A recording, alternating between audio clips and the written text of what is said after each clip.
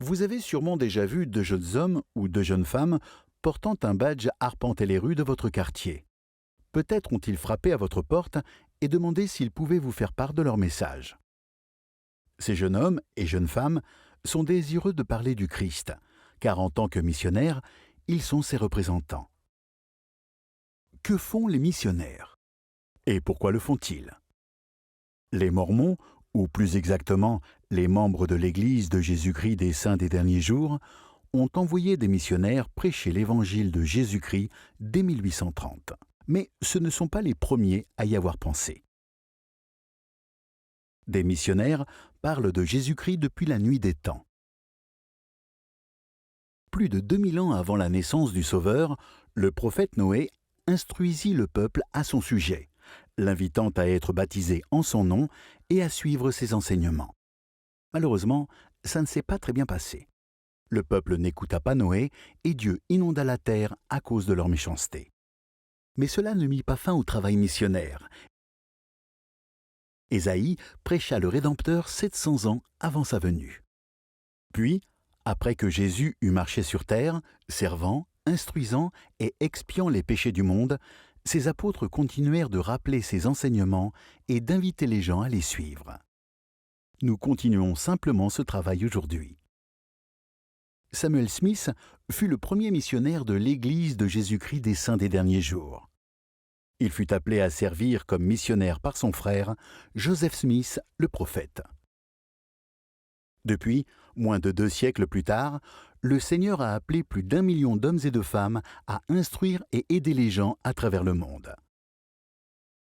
Les missionnaires sont des membres de l'Église ordinaire. Ils ne sont pas professionnels, ils passent seulement quelques semaines dans un centre de formation des missionnaires, les CFM. Ils sont tous des bénévoles à plein temps. La plupart sont des célibataires âgés de moins de 25 ans. Des femmes célibataires plus âgées et des couples mariés à la retraite peuvent également partir en mission. Les missionnaires servent uniquement dans les pays qui l'autorisent.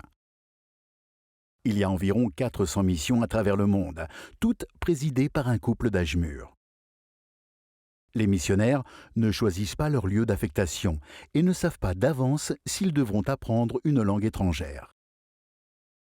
Ils servent parce qu'ils aiment Dieu et leur prochain. Ils croient sincèrement que Dieu aime ses enfants et veut qu'ils apprennent à le connaître. Ils veulent aider les gens à trouver un sens, un but et une direction à leur vie. Ils veulent aussi les aider à éprouver la joie qui découle du respect des commandements de Dieu. Qu'ils servent dans leur pays ou dans un lieu éloigné, les missionnaires ont les mêmes responsabilités fondamentales. Aimer, servir, enseigner et baptiser. Le Seigneur a commandé à ses apôtres « Allez, faites de toutes les nations des disciples, les baptisant au nom du Père, du Fils et du Saint-Esprit. » Le but du travail missionnaire est que chacun ait l'occasion d'entendre parler du Christ afin de suivre l'exemple de sa foi et de son baptême. Parce qu'il aime tous ses enfants, Dieu a envoyé son Fils mourir pour tout le genre humain. Il veut que tout le monde le sache. Les gens méritent de savoir. Grâce à ce sacrifice, ils peuvent retourner vivre avec Dieu et Jésus s'ils respectent ses commandements. Des missionnaires ont enseigné ces choses des milliers d'années avant la naissance du Christ, et ils continuent à le faire aujourd'hui. La raison d'être du travail missionnaire. Maintenant, vous savez.